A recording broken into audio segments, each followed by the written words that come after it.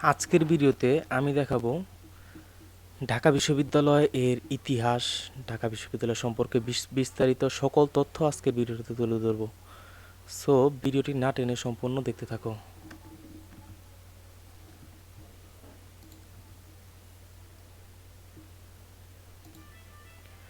ঢাকা বিশ্ববিদ্যালয় সংক্ষেপে ঢাবি ঢাকা ঢাকার শাহবাগে অবস্থিত বাংলাদেশের একটি স্বায়ত্তশাসিত সরকারি বিশ্ববিদ্যালয়, যা বহু অনুষদের ভিত্তিক গবেষণা বিশ্ববিদ্যালয় হিসেবে পরিচিত। 1921 সালে তৎকালীন ব্রিটিশ ভারতের এক্সব্রিজ শিক্ষা ব্যবস্থা অনুসরণে এটি স্থাপিত হয়।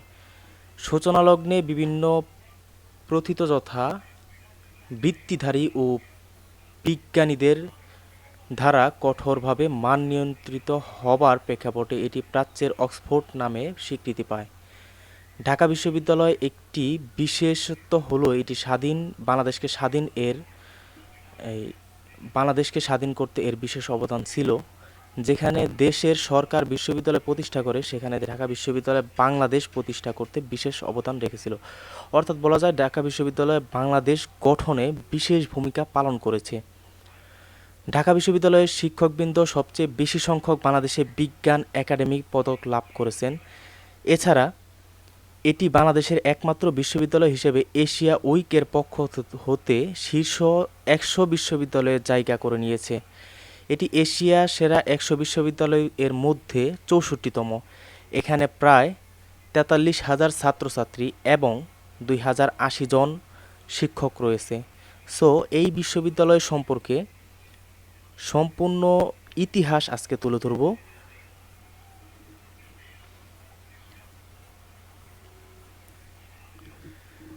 ব্রিটিশ উপনিবেশিক শাসনকালে স্বাধীন জাতি সত্তার বিকাশের লক্ষ্যে 20 শতকের দ্বিতীয় দশকে ঢাকা বিশ্ববিদ্যালয় প্রতিষ্ঠার প্রক্রিয়া শুরু হয়। ব্রিটিশ ভারতের তৎকালীন শাসকদের অন্যায্য সিদ্ধান্তে পূর্ববঙ্গের মানুষের প্রতিবাদের ফসল হচ্ছে এই ঢাকা বিশ্ববিদ্যালয়। এ সম্পর্কে প্রখ্যাত ইতিহাসবিদ মুনতাসির মামুন ঢাকা স্মৃতি বিস্মৃতি নগরী গ্রন্থে উল্লেখ করেছেন। বঙ্গভঙ্গ রদের ক্ষতিপূরণ হিসেবে প্রতিষ্ঠা করা হয়েছিল ঢাকা বিশ্ববিদ্যালয়। লর্ড লিটন যাকে বলেছিলেন পূর্ববঙ্গ শিক্ষাদীক্ষা ও অর্থনীতি সব ক্ষেত্রেই পিছিয়ে ছিল এবং বঙ্গভঙ্গ হওয়ার পর এই অবস্থা খানিকটা পরিবর্তন হয়েছিল, বিশেষ করে শিক্ষার ক্ষেত্রে। 1912 সালের 2 ফেব্রুয়ারি ঢাকা বিশ্ববিদ্যালয় প্রতিষ্ঠার প্রতিশ্রুতি দেন তৎকালীন ব্রিটিশ ভারতের ভাইসরয় লর্ড হার্ডিঞ্জ। এর মাত্র 3 দিন পূর্বে ভাইসরয় এর সাথে সাক্ষাৎ করে বিশ্ববিদ্যালয় প্রতিষ্ঠার আবেদন জানিয়েছিলেন ঢাকার নওয়াব স্যার সলিমুল্লাহ। ধানমন্ডির নওয়াব স্যার সলিমুল্লাহ, শেরেবাংলা একে ফজলুল হক এবং অন্যান্য নেতৃবৃন্দ 27 মে বিশ্ববিদ্যালয় প্রতিষ্ঠার জন্য প্রস্তাব করেন। ব্যারিস্টার নাথানের নেতৃত্বে ডি.আর. কুলচার, নবাব সৈয়দ আলী চৌধুরী, নবাব সিরাজুল ইসলাম, ঢাকার প্রভাবশালী নাগরিক আনন্দচন্দ্র রায়, জগন্নাথ কলেজ বর্তমানে জগন্নাথ বিশ্ববিদ্যালয়ের অধ্যক্ষ ললিত মোহন চট্টোপাধ্যায়, ঢাকা কলেজের অধ্যক্ষ ডব্লিউ.বি. আর্চিবল্ড, ঢাকা মাদ্রাসার বর্তমানে কাজী নজরুল সরকারি কলেজের তত্ত্বাবধায়ক শামসুল উলামা আবু নসর মোহাম্মদ ওহায়েদ। এছাড়া আরও অনেকেই এই ঢাকা বিশ্ববিদ্যালয় প্রতিষ্ঠার জন্য অনেক ভূমিকা রেখেছে। এখন আসি, 1913 সালে প্রকাশিত হয় নাথান কমিটির ইতিবাচক রিপোর্ট এবং সে বছরই ডিসেম্বর মাসেই সেটি অনুমোদিত হয়। 1917 সালের গঠিত স্যাডলার কমিশন ইতিবাচক প্রস্তাব দিলে 1920 সালের 13 মার্চ ভারতীয় আইনসভা পাশ করে দি ঢাকা ইউনিভার্সিটি অ্যাক্ট 1920 নামে প্রতিষ্ঠিত হয়। লর্ড রোনাল্ডসে 1917 হতে 1922 সাল পর্যন্ত বাংলার গভর্নর থাকাকালে নবাব সৈয়দ শামসুল হুদাকে বিশ্ববিদ্যালয়ে আজীবন সদস্য ঘোষণা করা হয়। এখন বর্তমানেও আমাদের প্রধানমন্ত্রী মাননীয় শেখ হাসিনাকেও এই ঢাকা বিশ্ববিদ্যালয়ের আজীবন সদস্য করার জন্য একটি প্রস্তাবনা করা হয়েছে। সৈয়দ শামসুল হুদার সুপারিশে স্যার কে এ এফ রহমানকে ঢাকা বিশ্ববিদ্যালয়ের প্রভোস্ট মনোনীত করা হয়। তিনি ইতিপূর্বে আলিগড় মুসলিম বিশ্ববিদ্যালয়ে কার্যরত ছিলেন। পরবর্তী ঘটনাপ্রবাহ সম্পর্কে রফিকুল ইসলামের ঢাকা বিশ্ববিদ্যালয়ের ৮০ বছর গ্রন্থ হতে জানা যায়, নাথান কমিটি রমনা অঞ্চলে ৪৫০ একর জায়গা ঢাকা বিশ্ববিদ্যালয় স্থাপনের প্রস্তাব দেয়। এই জায়গায় ছিল তখন Dhaka college, government house, secretary ও গভর্নমেন্ট প্রেসসমূহ।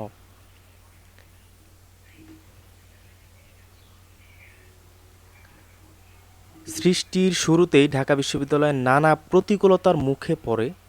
এছাড়া ১৯১৪ সালে প্রথম বিশ্বযুদ্ধে শুরু হওয়ার বিশ্ববিদ্যালয় প্রতিষ্ঠা নিয়ে অনিশ্চয়তা দেখা দেয়। এর ফলে পূর্ব বাংলা মানুষের মধ্যে একটা হতাশা প্রকাশ পায়। ১৯১৭ সালে মার্চ মাসে imperial legislative council Syed Nawab Ali Chowdhury সরকারের কাছে অবিলম্বে ঢাকা বিশ্ববিদ্যালয় বিল পেশের আহ্বান জানান। ১৯২০ সালে ২৩শে মার্চ গভর্নর জেনারেল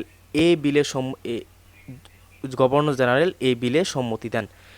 এই আইনটি ঢাকা বিশ্ববিদ্যালয়ে প্রতিষ্ঠার ভিত্তি। এই আইনের বাস্তবায়নের ফলে হিসেবে ১৯২১ সালে ১ জুলাই ঢাকা বিশ্ববিদ্যালয়ের যাত্রা শুরু হয়। আবারও বলছি, এই আইনের প্রতিষ্ঠার উপর ভিত্তি করে আর এই আইনটি বাস্তবায়নের ফলে ১৯২১ সালের ১ জুলাই ঢাকা বিশ্ববিদ্যালয়ে যাত্রা শুরু হয়। ছাত্রছাত্রীদের জন্য বিশ্ববিদ্যালয়ের দ্বার উন্মুক্ত হয় ১৯২১ সালের ১ জুলাই। সে সময় ঢাকা সবচেয়ে অভিজাত ও সৌন্দর্যমণ্ডিত রমনা এলাকায় প্রায় ৬০০ একর জমির উপর পূর্ববঙ্গ এবং আসাম প্রদেশের পরিত্যক্ত ভবনাদি এবং ঢাকা কলেজের বর্তমান কার্জন হল ভবনসমূহের সমন্বয়ে মনোরম পরিবেশে গড়ে ওঠে ঢাকা বিশ্ববিদ্যালয়। প্রতিষ্ঠার এই দিনটি প্রতি বছর ঢাকা বিশ্ববিদ্যালয় দিবস হিসেবে পালন করা হয়। ৩টি অনুষদ ও ১২টি বিভাগ নিয়ে একটি আবাসিক বিশ্ববিদ্যালয় হিসেবে যাত্রা শুরু করে এই ঢাকা বিশ্ববিদ্যালয়। ঢাকা কলেজ, জগন্নাথ কলেজে বর্তমানে জগন্নাথ বিশ্ববিদ্যালয় ডিগ্রি ক্লাসে অধ্যয়নরত ছাত্রদের নিয়ে ঢাকা বিশ্ববিদ্যালয়ের যাত্রা শুরু হয়। শুধু ছাত্র নয়, শিক্ষক ও লাইব্রেরি, বই ও অন্যান্য উপকরণ দিয়ে এই দুটি কলেজে ঢাকা বিশ্ববিদ্যালয় প্রতিষ্ঠায় সহযোগিতা করে।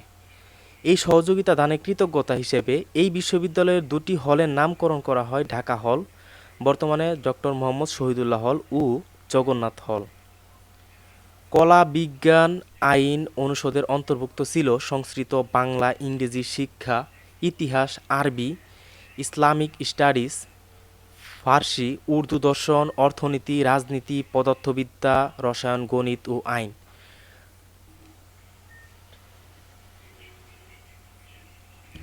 প্রথম শিক্ষাবর্ষে বিভিন্ন বিভাগে মোট ছাত্রছাত্রীর সংখ্যা ছিল ৮৭৭। শিক্ষক সংখ্যা ছিল মাত্র ৬০ জন। এই বিশ্ববিদ্যালয়ের প্রথম ছাত্রী লীলা নাগ। এই বিশ্ববিদ্যালয়ের প্রথম ছাত্রী ছিল লীলা নাগ। ইংরেজি বিভাগে MA পাশ করেন ১৯২৩ সালে।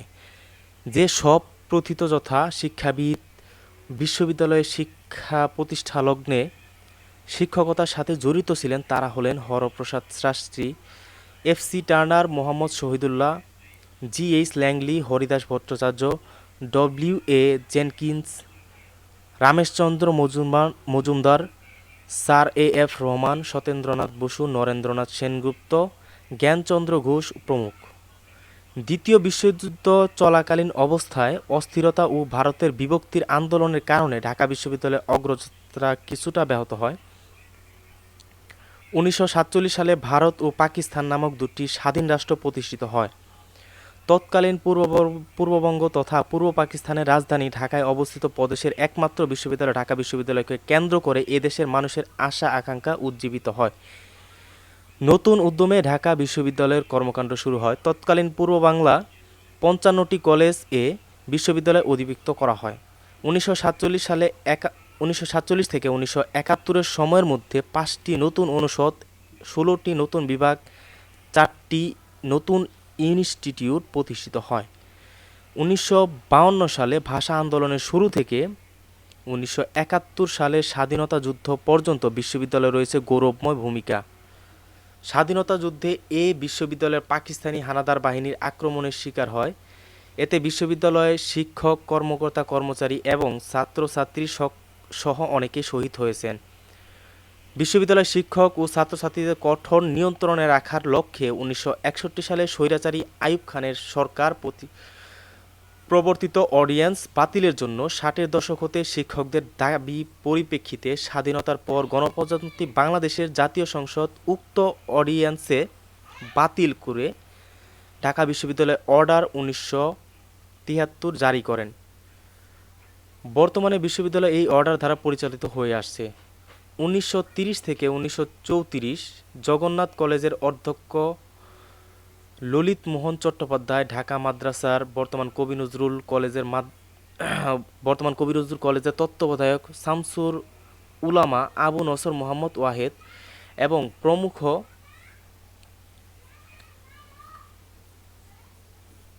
প্রমুখ কলেজের অধ্যক্ষের সাথে জড়িত থাকেন। 1913 সালে প্রকাশিত হয় নাথান কমিটির ইতিবাচক রিপোর্ট। সে রিপোর্টেই ডিসেম্বর মাসে সেটি অনুমোদিত হয়। 1917 সালে গঠিত স্যাডলার কমিশন ইতিবাচক প্রস্তাব দিলে 1920 সালে 13ই মার্চ ভারতীয় আইনসভা পাশ করে দি ইউনিভার্সিটি অ্যাক্ট। পরবর্তী ঘটনা প্রবাহে সম্পর্কে রফিকুল ইসলামের ঢাকা বিশ্ববিদ্যালয়ে 80 বছর গ্রন্থ থেকে জানা যায়, নাথান কমিটি রমনা অঞ্চলে 450 একর জায়গা নিয়ে ঢাকা বিশ্ববিদ্যালয় স্থাপনের প্রস্তাব দেন।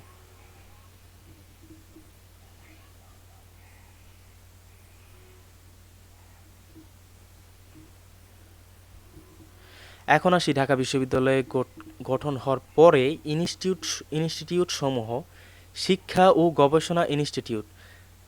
দেশের শিক্ষাক্ষেত্রে উন্নয়ন ও আধুনিকায়নের জন্য যোগ্য শিক্ষক, শিক্ষাবিদ ও শিক্ষাবিজ্ঞানী গড়ে তোলার লক্ষ্যে ইনস্টিটিউট ঢাকা বিশ্ববিদ্যালয়ের প্রথম ইনস্টিটিউট হিসেবে ইউএসএআইডি এর অর্থায়নে কলোরাডো স্টেট কলেজের, বর্তমানে university of Northern Colorado technical সহায়তায় 1959 সালে প্রতিষ্ঠা করা হয়। এই ইনস্টিটিউট বিভিন্ন কোর্সের মধ্যে বিভিন্ন সময় রয়েছে। 4 বছরের বিএড অর্থাৎ সম্মান কোর্স, 1 বছরের এমএড নিয়মিত কোর্স, 2 বছরের এমএড সন্ধ্যাকালীন কোর্স, এমফিল ও পিএইচডি এই শিক্ষা ও গবেষণা ইনস্টিটিউটের অন্তর্ভুক্ত। এরপর রয়েছে পরিসংখ্যান গবেষণা ও শিক্ষণ ইনস্টিটিউট। এই ইনস্টিটিউটটি সাধারণত আইএসএটি নামে পরিচিত। 1964 সালে এই ইনস্টিটিউটটি প্রতিষ্ঠিত হয়। পরিসংখ্যানবিদ ডক্টর কাজী মোতাহের হোসেন চৌধুরী ছিলেন এই ইনস্টিটিউটের প্রতিষ্ঠাতা পরিচালক। বর্তমানে এর পরিচালক হলেন মোহাম্মদ সোয়াইব। এই ইনস্টিটিউটের ফলিত পরিসংখ্যান বিষয়ে 4 বছর মেয়াদী বিএ সম্মান এবং 1 বছর মেয়াদী এমএস কোর্সে পাঠদান করা হয়। ব্যবসায় প্রশাসন ইনস্টিটিউট, এছাড়া রয়েছে পুষ্টি ও খাদ্য বিজ্ঞান ইনস্টিটিউট, সমাজ কল্যাণ ও গবেষণা ইনস্টিটিউট। আরেকটা জিনিস যেটা খুবই গুরুত্বপূর্ণ সেটি হচ্ছে আধুনিক ভাষা ইনস্টিটিউট, তথ্য প্রযুক্তি ইনস্টিটিউট, লেদার প্রকৌশল ও প্রযুক্তি ইনস্টিটিউট, স্বাস্থ্য ও অর্থনীতি ইনস্টিটিউট। এখন আমি বলবো স্বাস্থ্য অর্থনীতি ইনস্টিটিউট। গত 3 দশক ধরে স্বাস্থ্য অর্থনীতির একটি প্রধান শাখা হিসেবে অভিভুক্ত হয়েছে, যার উন্নত ও উন্নয়নশীল দেশের জন্য শিক্ষাবিদের স্বাস্থ্যের নির্ধারিতের উপর প্রভাব ফেলতে পারে এবং আমরা কিভাবে প্রতিষ্ঠানের সাথে যোগাযোগ করি, স্বাস্থ্যসেবা প্রদান করি, তা ঢাকা বিশ্ববিদ্যালয়ের স্বাস্থ্য অর্থনীতি 1998 সালে স্বাস্থ্য অর্থনীতির উন্নয়নে অগ্রণী ভূমিকা রাখে, যা দক্ষিণ এশিয়াতে একমাত্র স্বাস্থ্য অর্থনীতি শিক্ষাদান ও গবেষণা ইনস্টিটিউট। আইএইচই এর শৃঙ্খলা সব অঞ্চলে কাজ করে। পদ্ধতিগত চিন্তাধারা উপর একটি বিশেষ জোর দেওয়া হয়। সংক্ষিপ্ত কোর্স, প্রশিক্ষণ এবং বিভিন্ন একাডেমিক ডিগ্রি প্রোগ্রাম প্রস্তাবের মাধ্যমে উচ্চ নীতি প্রভাব রয়েছে।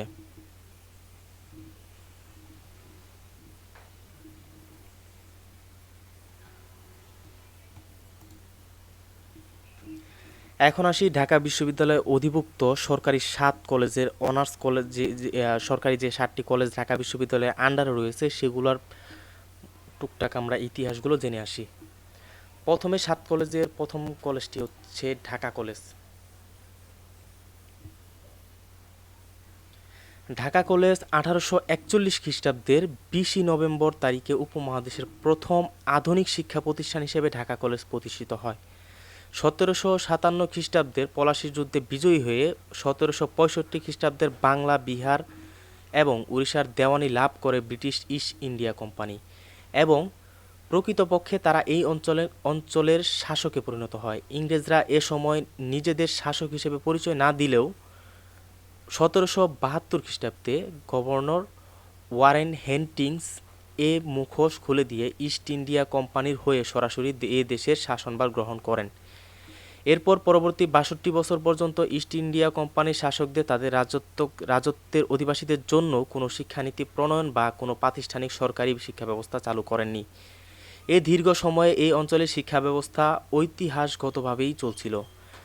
অবশেষে 1830-এর দশকে সরকার এই শিক্ষানীতি গ্রহণ করে এবং সে নীতিমালায় সে শিক্ষানীতির প্রচলন হয়েছিল। তা মূলত পাশ্চাত্য ও ইংরেজি শিক্ষা নামে পরিচিত পায়। এই আধুনিক শিক্ষাধারার শিক্ষা ব্যবস্থা প্রচলনের জন্য সে সময়ে ঢাকাতে কিছু শিক্ষা প্রতিষ্ঠান গড়ে উঠলেও শিক্ষা প্রসারের চেয়ে ধর্ম প্রচার সেখানে মুখ্য বিষয় হয়ে ওঠে। পরবর্তীকালে 1835 খ্রিস্টাব্দে 20 এপ্রিল দেশের শিক্ষা ব্যবস্থা সম্পর্কিত দায়িত্বশীল ও কর্তৃপক্ষ general committee of public instruction lord বেন্টিংসের নিকট একটি প্রতিবেদন পেশ করেছিল, যেখানে বলা হয়েছিল সরকারের তত্ত্বাবধানে বাংলা প্রেসিডেন্সির প্রধান জনবহুল শহরে একটি ইংরেজি সাহিত্য এবং বিজ্ঞান শিক্ষার জন্য যতগুলো সম্ভব বিদ্যালয় প্রতিষ্ঠা করা হোক। পরবর্তীকালে এ প্রতিবেদনের গ্রহণযোগ্যতা যাচাইয়ের জন্য ঢাকা কর্মকর্তাদের নিকট এ সংক্রান্ত চিঠি প্রদান করা হলে ঢাকার সে সময় civil surgeon doctor James Taylor জানান যে এখানে বিশ্ববিদ্যালয় প্রতিষ্ঠা যে কেবল উচিতই নয় বরং এটি প্রয়োজনীয় সকল প্রকারের সুবিধা ও পাওয়া যাবে। মূলত তখন থেকেই শুরু হওয়া বিভিন্ন প্রক্রিয়ার মাধ্যমে 1835 সালের 15 জুলাই থেকে আনুষ্ঠানিকভাবে শুরু হয়েছিল ঢাকা ইংলিশ সেমিনারি বা বর্তমানে ঢাকা কলেজিয়েট স্কুল নামে পরিচিত এই স্কুলটি। এই বিশ্ববিদ্যালয় প্রতিষ্ঠাতে একদিকে যেমন বদলে যেত সমাজের সামগ্রিক চিত্র, তেমনি বিদ্যার্থীদের মানসম্মুখে পাশ্চাত্যের কলবিদ্যা, বিজ্ঞান ও দর্শনকে উন্মোচিত করে। শিক্ষা ও সমাজ ব্যবস্থার এই ইতিবাচক পরিবর্তন সে সময়ে গভর্নর জেনারেল লর্ড অ্যাকল্যান্ড এবং general committee of public instruction কতগুলো কেন্দ্রীয় কলেজ প্রতিষ্ঠা সুপারিশ করেন। এর প্রেক্ষিতে প্রস্তাবিত ব্যয়ের কথা উল্লেখ করে কর্তৃপক্ষ দ্বারা তার যথাযথ অনুমোদন সাপেক্ষে 1841 খ্রিস্টাব্দে ইংলিশ সেমিনারি স্কুলকে একটি কলেজে এবং আঞ্চলিক উচ্চতর ইংরেজি শিক্ষা প্রতিষ্ঠানে রূপান্তরিত করা হয়, যার নাম দেওয়া হয় ঢাকা সেন্ট্রাল কলেজ, সংক্ষেপে Dhaka college. Dhaka English seminary স্কুলের নাম দেওয়া হয় ঢাকা কলেজিয়েট স্কুল। বলা বাহুল্য, এই কলেজ প্রতিষ্ঠার পরপরই বদলে যায় সমগ্র ঢাকার চিত্র। ঢাকা হয়ে ওঠে সম্পূর্ণ পূর্ব বাংলার ইংরেজি শিক্ষার কেন্দ্রবিন্দু। কেমব্রিজ বিশ্ববিদ্যালয়ের ছাত্র এবং হিন্দু কলেজের শিক্ষক ডক্টর আয়ারল্যান্ডকে ঢাকা কলেজের প্রথম প্রিন্সিপাল নিযুক্ত করা হয়। তার আগমনের সঙ্গে সঙ্গে বদলে যেতে থাকে ঢাকা কলেজের প্রাতিষ্ঠানিক শিক্ষাগত ব্যবস্থাপনার ভিত্তি। সে অর্থে আয়ারল্যান্ডই ঢাকা কলেজের সত্যিকারের গুরুত্বপূর্ণ সংগঠক। তিনি কলেজের শিক্ষাদান ব্যবস্থার বৈপ্লবিক পরিবর্তন আনেন।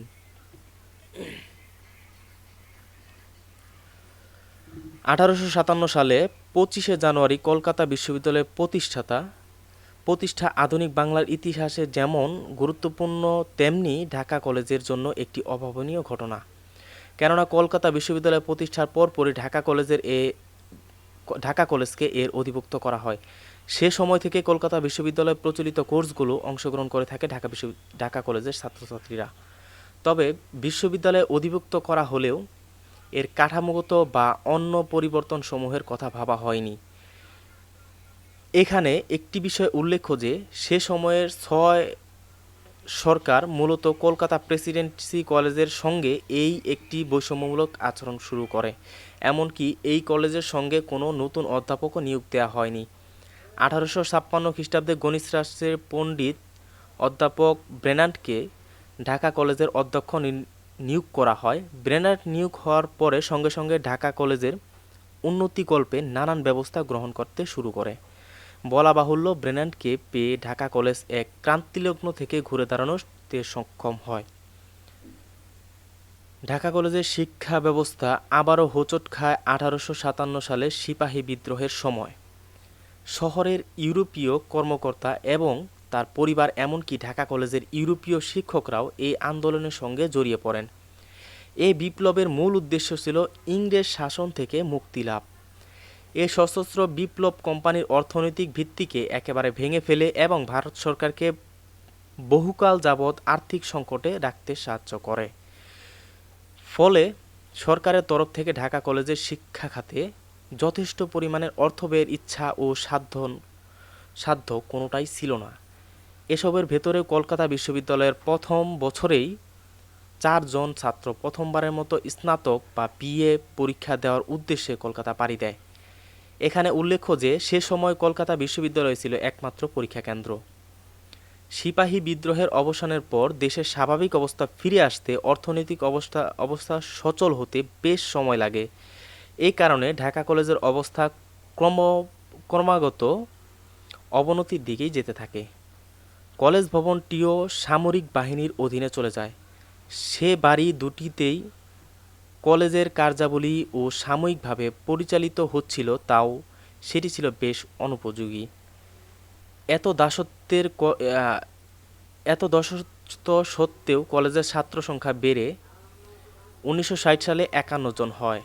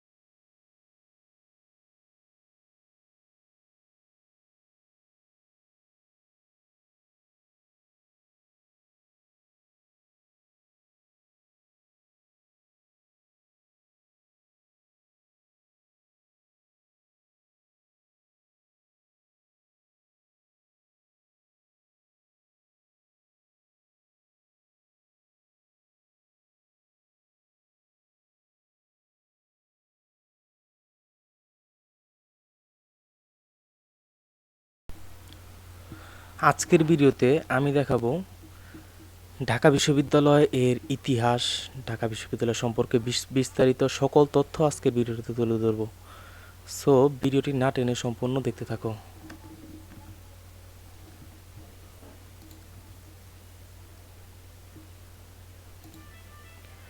ঢাকা বিশ্ববিদ্যালয় সংক্ষেপে ঢাবি ঢাকার শাহবাগে অবস্থিত বাংলাদেশের একটি স্বায়ত্তশাসিত সরকারি বিশ্ববিদ্যালয়, যা বহু অনুষদের ভিত্তিক গবেষণা বিশ্ববিদ্যালয় হিসেবে পরিচিত। 1921 সালে তৎকালীন ব্রিটিশ ভারতের এক্সব্রিজ শিক্ষা ব্যবস্থা অনুসরণে এটি স্থাপিত হয়।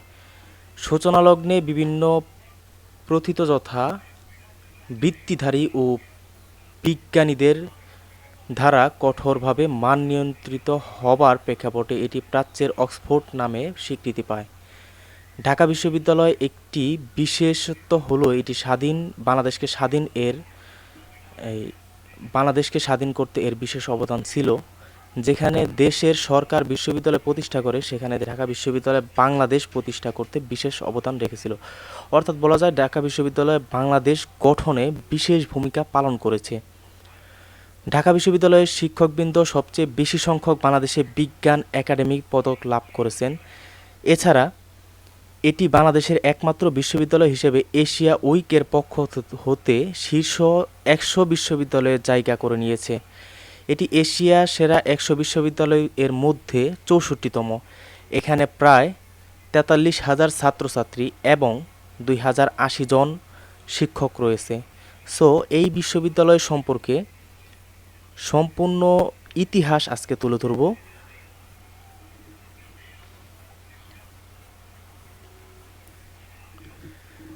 ব্রিটিশ উপনিবেশিক শাসনকালে স্বাধীন জাতি সত্তার বিকাশের লক্ষ্যে 20 শতকের দ্বিতীয় দশকে ঢাকা বিশ্ববিদ্যালয় প্রতিষ্ঠার প্রক্রিয়া শুরু হয়। ব্রিটিশ ভারতের তৎকালীন শাসকদের অন্যায্য সিদ্ধান্তে পূর্ববঙ্গের মানুষের প্রতিবাদের ফসল হচ্ছে এই ঢাকা বিশ্ববিদ্যালয়।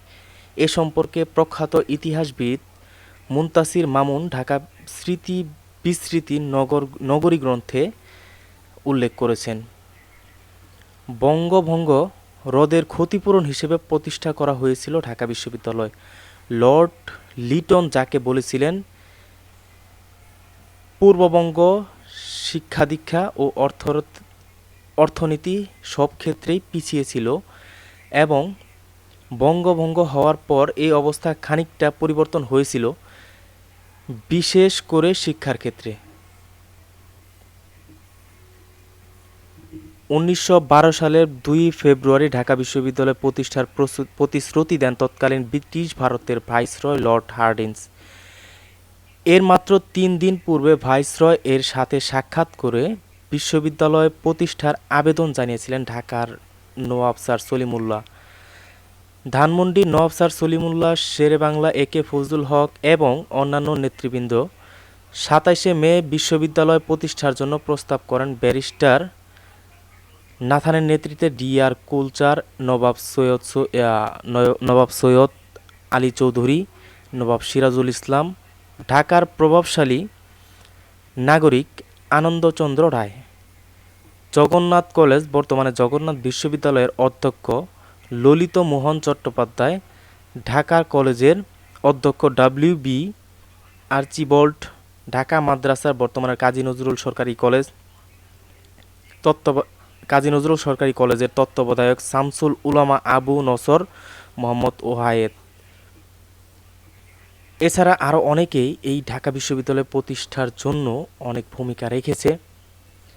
এখন আসি, 1913 সালে প্রকাশিত হয় নাথান কমিটির ইতিবাচক রিপোর্ট এবং সে বছরই ডিসেম্বর মাসেই সেটি অনুমোদিত হয়।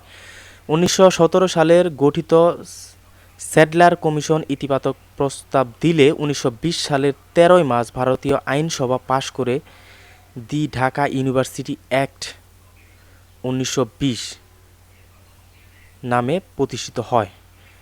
লর্ড রোনাল্ডসে 1917 হতে 1922 সাল পর্যন্ত বাংলার গভর্নর থাকাকালে নবাব সৈয়দ শামসুল হুদাকে বিশ্ববিদ্যালয়ে আজীবন সদস্য ঘোষণা করা হয়। এখন বর্তমানেও আমাদের প্রধানমন্ত্রী মাননীয় শেখ হাসিনাকেও এই ঢাকা বিশ্ববিদ্যালয়ের আজীবন সদস্য করার জন্য একটি প্রস্তাবনা করা হয়েছে। সৈয়দ শামসুল হুদার সুপারিশে স্যার কে এ এফ রহমানকে ঢাকা বিশ্ববিদ্যালয়ের প্রভোস্ট মনোনীত করা হয়। তিনি ইতিপূর্বে আলিগড় মুসলিম বিশ্ববিদ্যালয়ে কার্যরত ছিলেন। পরবর্তী ঘটনা প্রবাহ সম্পর্কে রফিকুল ইসলামের ঢাকা বিশ্ববিদ্যালয়ের ৮০ বছর গ্রন্থ হতে জানা যায়, নাথান কমিটি রমনা অঞ্চলে ৪৫০ একর জায়গা ঢাকা বিশ্ববিদ্যালয় স্থাপনের প্রস্তাব দেয়। এই জায়গায় ছিল তখন Dhaka college, government house, secretary ও গভর্নমেন্ট প্রেসসমূহ।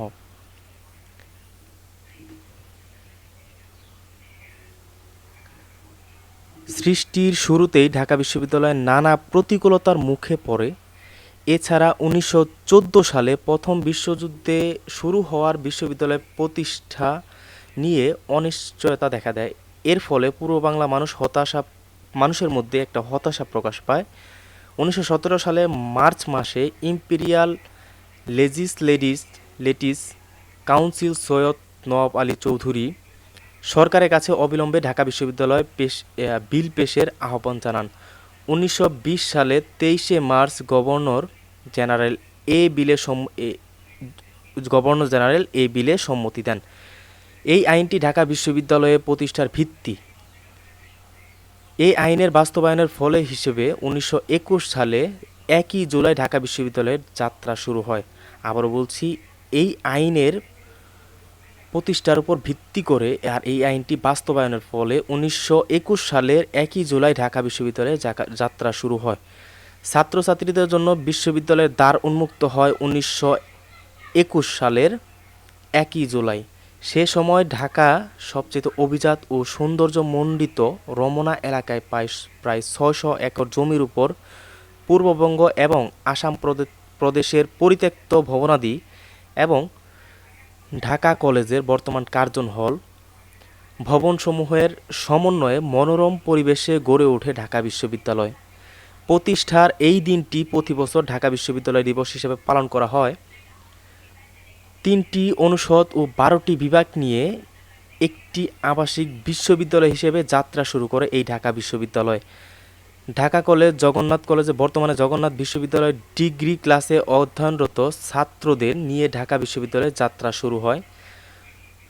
শুধু ছাত্র নয়, শিক্ষক ও লাইব্রেরি, বই ও অন্যান্য উপকরণ দিয়ে এই দুটি কলেজে ঢাকা বিশ্ববিদ্যালয় প্রতিষ্ঠায় সহযোগিতা করে।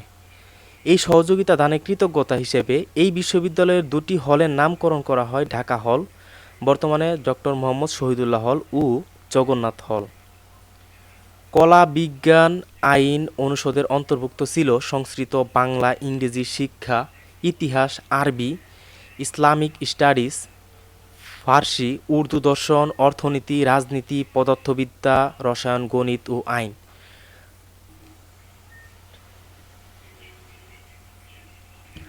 প্রথম শিক্ষাবর্ষে বিভিন্ন বিভাগে মোট ছাত্রছাত্রীর সংখ্যা ছিল ৮৭৭। শিক্ষক সংখ্যা ছিল মাত্র ৬০ জন। এই বিশ্ববিদ্যালয়ের প্রথম ছাত্রী লীলা নাগ। এই বিশ্ববিদ্যালয়ের প্রথম ছাত্রী ছিল লীলা নাগ। ইংরেজি বিভাগে MA পাশ করেন ১৯২৩ সালে। যে সব প্রথিতযশা শিক্ষাবিদ বিশ্ববিদ্যালয়ের শিক্ষা প্রতিষ্ঠা লগ্নে শিক্ষকতার সাথে জড়িত ছিলেন তারা হলেন Haraprasad Shastri, FC Turner, Mohammad Shahidullah, GH Langley, Haridas Bhattacharya, WA Jenkins, Rameshchandra Majumdar, sir AF Rahman, Satyendranath Bose, Narendranath Sengupta, Jnanchandra Ghosh প্রমুখ। দ্বিতীয় বিশ্বযুদ্ধ চলাকালীন অবস্থায় অস্থিরতা ও ভারতের বিভক্তির আন্দোলনের কারণে ঢাকা বিশ্ববিদ্যালয়ের অগ্রযাত্রা কিছুটা ব্যাহত হয়। ১৯৪৭ সালে ভারত ও পাকিস্তান নামক দুটি স্বাধীন রাষ্ট্র প্রতিষ্ঠিত হয়। তৎকালীন পূর্ববঙ্গ তথা পূর্ব পাকিস্তানের রাজধানী ঢাকায় অবস্থিত প্রদেশের একমাত্র বিশ্ববিদ্যালয় ঢাকা বিশ্ববিদ্যালয়কে কেন্দ্র করে এদেশের মানুষের আশা আকাঙ্ক্ষা উজ্জীবিত হয়। নতুন উদ্যমে ঢাকা বিশ্ববিদ্যালয়ের কর্মকাণ্ড শুরু হয়। তৎকালীন পূর্ব বাংলা ৫৫টি কলেজ বিশ্ববিদ্যালয় অধিভুক্ত করা হয়। ১৯৪৭ থেকে ১৯৭১ সময়ের মধ্যে ৫টি নতুন অনুষদ, ১৬টি নতুন বিভাগ, ৪টি নতুন ইনস্টিটিউট প্রতিষ্ঠিত হয়। 1952 সালে ভাষা আন্দোলনের শুরু থেকে 1971 সালের স্বাধীনতা যুদ্ধ পর্যন্ত বিশ্ববিদ্যালয়ে রয়েছে গৌরবময় ভূমিকা। স্বাধীনতা যুদ্ধে এ বিশ্ববিদ্যালয় পাকিস্তানি হানাদার বাহিনীর আক্রমণের শিকার হয়। এতে বিশ্ববিদ্যালয়ের শিক্ষক, কর্মকর্তা, কর্মচারী এবং ছাত্রছাত্রী সহ অনেকে শহীদ হয়েছেন। বিশ্ববিদ্যালয়ের শিক্ষক ও ছাত্রছাত্রীদের কঠোর নিয়ন্ত্রণে রাখার লক্ষ্যে 1961 সালে স্বৈরাচারী আইয়ুব খানের সরকার প্রবর্তিত অর্ডিন্যান্স বাতিলের জন্য 60-এর দশক হতে শিক্ষকদের দাবি পরিপ্রেক্ষিতে স্বাধীনতার পর গণপ্রজাতন্ত্রী বাংলাদেশের জাতীয় সংসদ উক্ত অর্ডিন্যান্সে বাতিল করে ঢাকা বিশ্ববিদ্যালয় অর্ডার 1973 জারি করেন। বর্তমানে বিশ্ববিদ্যালয় এই অর্ডার দ্বারা পরিচালিত হয়ে আসছে। 1930 থেকে 1934 জগন্নাথ কলেজের অধ্যক্ষ ললিত মোহন চট্টোপাধ্যায়, ঢাকা মাদ্রাসার বর্তমান কবি নজরুল কলেজের তত্ত্বাবধায়ক শামসুর উলামা আবু নসর মোহাম্মদ ওয়াহেদ এবং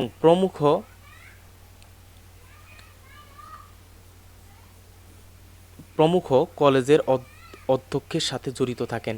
1913 সালে প্রকাশিত হয় নাথান কমিটির ইতিবাচক রিপোর্ট। সে রিপোর্টেই ডিসেম্বর মাসে সেটি অনুমোদিত হয়। 1917 সালে গঠিত স্যাডলার কমিশন ইতিবাচক প্রস্তাব দিলে 1920 সালে 13ই মার্চ ভারতীয় আইনসভা পাশ করে দি ইউনিভার্সিটি অ্যাক্ট। পরবর্তী ঘটনা প্রবাহে সম্পর্কে রফিকুল ইসলামের ঢাকা বিশ্ববিদ্যালয়ে 80 বছর গ্রন্থ থেকে জানা যায়, নাথান কমিটি রমনা অঞ্চলে 450 একর জায়গা নিয়ে ঢাকা বিশ্ববিদ্যালয় স্থাপনের প্রস্তাব দেন।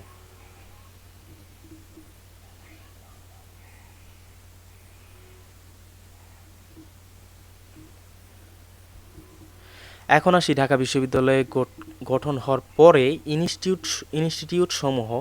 শিক্ষা ও গবেষণা ইনস্টিটিউট দেশের শিক্ষাক্ষেত্রে উন্নয়ন ও আধুনিকায়নের জন্য যোগ্য শিক্ষক, শিক্ষাবিদ ও শিক্ষাবিজ্ঞানী গড়ে তোলার লক্ষ্যে ইনস্টিটিউট ঢাকা বিশ্ববিদ্যালয়ের প্রথম ইনস্টিটিউট হিসেবে ইউএসএআইডি এর অর্থায়নে কলোরাডো স্টেট কলেজের, বর্তমানে university of Northern Colorado technical সহায়তায় 1959 সালে প্রতিষ্ঠা করা হয়। এই ইনস্টিটিউট বিভিন্ন কোর্সের মধ্যে বিভিন্ন সময় রয়েছে। 4 বছরের বিএড অর্থাৎ সম্মান কোর্স, 1 বছরের এমএড নিয়মিত কোর্স, 2 বছরের এমএড সন্ধ্যাকালীন কোর্স, এমফিল ও পিএইচডি এই শিক্ষা ও গবেষণা ইনস্টিটিউটের অন্তর্ভুক্ত। এরপর রয়েছে পরিসংখ্যান গবেষণা ও শিক্ষণ ইনস্টিটিউট। এই ইনস্টিটিউটটি সাধারণত আইএসএটি নামে পরিচিত। 1964 সালে এই ইনস্টিটিউটটি প্রতিষ্ঠিত হয়।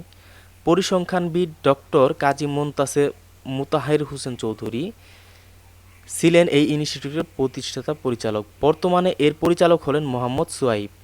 এই ইনস্টিটিউটের ফলিত পরিসংখ্যান বিষয়ে 4 বছর মেয়াদী বিএ সম্মান এবং 1 বছর মেয়াদী এমএস কোর্সে পাঠদান করা হয়। ব্যবসায় প্রশাসন ইনস্টিটিউট, এছাড়া রয়েছে পুষ্টি ও খাদ্য বিজ্ঞান ইনস্টিটিউট, সমাজ কল্যাণ ও গবেষণা ইনস্টিটিউট। আরেকটা জিনিস যেটা খুবই গুরুত্বপূর্ণ সেটি হচ্ছে আধুনিক ভাষা ইনস্টিটিউট, তথ্য প্রযুক্তি ইনস্টিটিউট, লেদার প্রকৌশল ও প্রযুক্তি ইনস্টিটিউট, স্বাস্থ্য ও অর্থনীতি ইনস্টিটিউট।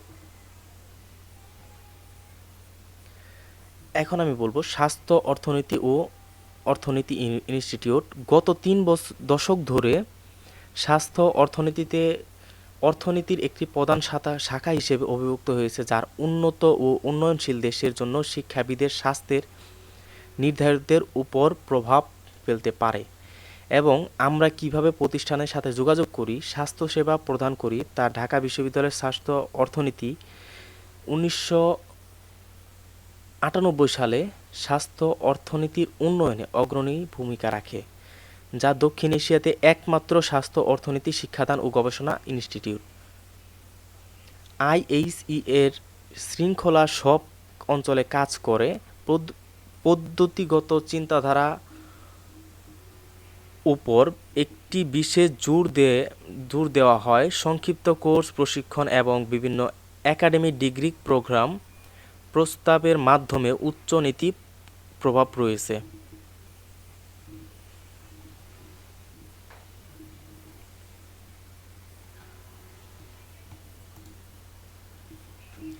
এখন আসি ঢাকা বিশ্ববিদ্যালয়ে অধিভুক্ত সরকারি 7 কলেজের অনার্স কলেজ সরকারি যে 7টি কলেজ ঢাকা বিশ্ববিদ্যালয়ের আন্ডারে রয়েছে সেগুলোর টুকটাক আমরা ইতিহাসগুলো জেনে আসি।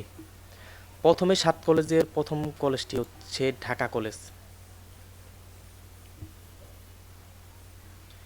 ঢাকা কলেজ 1841 খ্রিস্টাব্দের 20 নভেম্বর তারিখে উপমহাদেশের প্রথম আধুনিক শিক্ষা প্রতিষ্ঠান হিসেবে ঢাকা কলেজ প্রতিষ্ঠিত হয়। 1757 খ্রিস্টাব্দের পলাশীর যুদ্ধে বিজয়ী হয়ে 1765 খ্রিস্টাব্দের বাংলা, বিহার এবং উড়িষ্যার দেওয়ানি লাভ করে ব্রিটিশ ইস্ট ইন্ডিয়া কোম্পানি এবং প্রকৃতপক্ষে তারা এই অঞ্চলের শাসকে পরিণত হয়। ইংরেজরা এ সময় নিজেদের শাসক হিসেবে পরিচয় না দিলেও 1772 খ্রিস্টাব্দে গভর্নর ওয়ারেন হেস্টিংস এ মুখোশ খুলে দিয়ে ইস্ট ইন্ডিয়া কোম্পানির হয়ে সরাসরি এ দেশের শাসনভার গ্রহণ করেন। এরপর পরবর্তী 62 বছর পর্যন্ত ইস্ট ইন্ডিয়া কোম্পানির শাসকদের তাদের রাজত্বের অধিবাসীদের জন্য কোনো শিক্ষানীতি প্রণয়ন বা কোনো প্রাতিষ্ঠানিক সরকারি শিক্ষা ব্যবস্থা চালু করেননি। এই দীর্ঘ সময়ে এই অঞ্চলের শিক্ষা ব্যবস্থা ঐতিহাসগতভাবেই চলছিল। অবশেষে 1830-এর দশকে সরকার এই শিক্ষানীতি গ্রহণ করে এবং সে নীতিমালায় সে শিক্ষানীতির প্রচলন হয়েছিল। তা মূলত পাশ্চাত্য ও ইংরেজি শিক্ষা নামে পরিচিত পায়। এই আধুনিক শিক্ষাধারার শিক্ষা ব্যবস্থা প্রচলনের জন্য সে সময়ে ঢাকাতে কিছু শিক্ষা প্রতিষ্ঠান গড়ে উঠলেও শিক্ষা প্রসারের চেয়ে ধর্ম প্রচার সেখানে মুখ্য বিষয় হয়ে ওঠে। পরবর্তীকালে 1835 খ্রিস্টাব্দে 20 এপ্রিল দেশের শিক্ষা ব্যবস্থা সম্পর্কিত দায়িত্বশীল ও কর্তৃপক্ষ general committee of public instruction lord বেন্টিংসের নিকট একটি প্রতিবেদন পেশ করেছিল, যেখানে বলা হয়েছিল সরকারের তত্ত্বাবধানে বাংলা প্রেসিডেন্সির প্রধান জনবহুল শহরে একটি ইংরেজি সাহিত্য এবং বিজ্ঞান শিক্ষার জন্য যতগুলো সম্ভব বিদ্যালয় প্রতিষ্ঠা করা হোক। পরবর্তীকালে এ প্রতিবেদনের গ্রহণযোগ্যতা যাচাইয়ের জন্য ঢাকা কর্মকর্তাদের নিকট এ সংক্রান্ত চিঠি প্রদান করা হলে ঢাকার সে সময় civil surgeon doctor James Taylor জানান যে এখানে বিশ্ববিদ্যালয় প্রতিষ্ঠা যে কেবল উচিতই নয় বরং এটি প্রয়োজনীয় সকল প্রকারের সুবিধা ও পাওয়া যাবে। মূলত তখন থেকেই শুরু হওয়া বিভিন্ন প্রক্রিয়ার মাধ্যমে 1835 সালের 15 জুলাই থেকে আনুষ্ঠানিকভাবে শুরু হয়েছিল ঢাকা ইংলিশ সেমিনারি বা বর্তমানে ঢাকা কলেজিয়েট স্কুল নামে পরিচিত এই স্কুলটি। এই বিশ্ববিদ্যালয় প্রতিষ্ঠাতে একদিকে যেমন বদলে যেত সমাজের সামগ্রিক চিত্র, তেমনি বিদ্যার্থীদের মানসম্মুখে পশ্চাত্যের কলবিদ্যা, বিজ্ঞান ও দর্শনকে উন্মোচিত করে। শিক্ষা ও সমাজ ব্যবস্থার এই ইতিবাচক পরিবর্তন সে সময়ে গভর্নর জেনারেল লর্ড অ্যাকল্যান্ড এবং general committee of public instruction কতগুলো কেন্দ্রীয় কলেজ প্রতিষ্ঠা সুপারিশ করেন। এর প্রেক্ষিতে প্রস্তাবিত ব্যয়ের কথা উল্লেখ করে কর্তৃপক্ষ ধারা তার যথাযথ অনুমোদন সাপেক্ষে 1841 খ্রিস্টাব্দে ইংলিশ সেমিনারি স্কুলকে একটি কলেজে এবং আঞ্চলিক উচ্চতর ইংরেজি শিক্ষা প্রতিষ্ঠানে রূপান্তরিত করা হয়, যার নাম দেওয়া হয় ঢাকা সেন্ট্রাল কলেজ, সংক্ষেপে Dhaka college. Dhaka English seminary স্কুলের নাম দেওয়া হয় ঢাকা কলেজিয়েট স্কুল।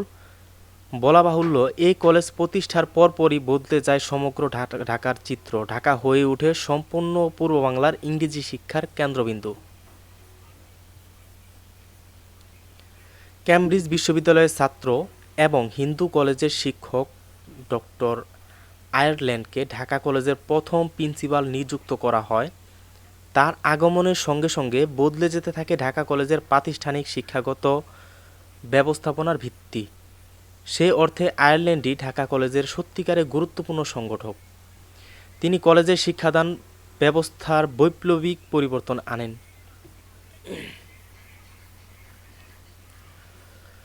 1857 সালে 25 জানুয়ারি কলকাতা বিশ্ববিদ্যালয়ের প্রতিষ্ঠা আধুনিক বাংলার ইতিহাসে যেমন গুরুত্বপূর্ণ তেমনি ঢাকা কলেজের জন্য একটি অভাবনীয় ঘটনা।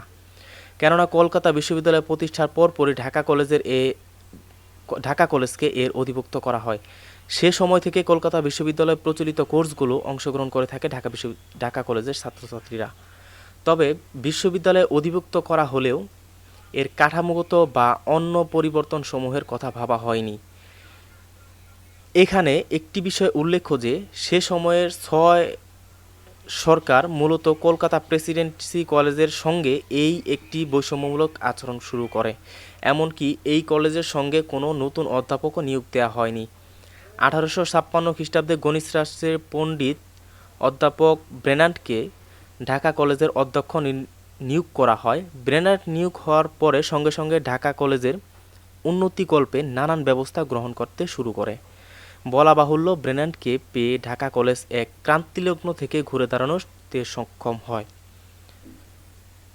ঢাকা কলেজের শিক্ষা ব্যবস্থা আবারও হোঁচট খায় 1857 সালে সিপাহী বিদ্রোহের সময়। শহরের ইউরোপীয় কর্মকর্তা এবং তার পরিবার এমনকি ঢাকা কলেজের ইউরোপীয় শিক্ষকরাও এই আন্দোলনের সঙ্গে জড়িয়ে পড়েন। এই বিপ্লবের মূল উদ্দেশ্য ছিল ইংরেজ শাসন থেকে মুক্তি লাভ। এই সশস্ত্র বিপ্লব কোম্পানির অর্থনৈতিক ভিত্তিকে একেবারে ভেঙে ফেলে এবং ভারত সরকারকে বহুকাল যাবৎ আর্থিক সংকটে রাখতে সাহায্য করে। ফলে সরকারের তরফ থেকে ঢাকা কলেজের শিক্ষা খাতে যথেষ্ট পরিমাণের অর্থ ব্যয়ের ইচ্ছা ও সাধ্য কোনোটাই ছিল না। এসবের ভেতরে কলকাতা বিশ্ববিদ্যালয়ের প্রথম বছরেই 4 জন ছাত্র প্রথমবারের মতো স্নাতক বা বিএ পরীক্ষা দেওয়ার উদ্দেশ্যে কলকাতা পাড়ি দেয়। এখানে উল্লেখ্য যে সে সময় কলকাতা বিশ্ববিদ্যালয় ছিল একমাত্র পরীক্ষা কেন্দ্র। সিপাহী বিদ্রোহের অবসানের পর দেশের স্বাভাবিক অবস্থা ফিরে আসতে অর্থনৈতিক অবস্থা সচল হতে বেশ সময় লাগে। এই কারণে ঢাকা কলেজের অবস্থা ক্রমাগত অবনতির দিকেই যেতে থাকে। কলেজ ভবনটিও সামরিক বাহিনীর অধীনে চলে যায়। সে বাড়ি দুটিতেই কলেজের কার্যাবলী ও সাময়িকভাবে পরিচালিত হচ্ছিল, তাও সেটি ছিল বেশ অনুপযোগী। এত দাসত্ব সত্ত্বেও কলেজের ছাত্র সংখ্যা বেড়ে 1960 সালে 51 জন হয়।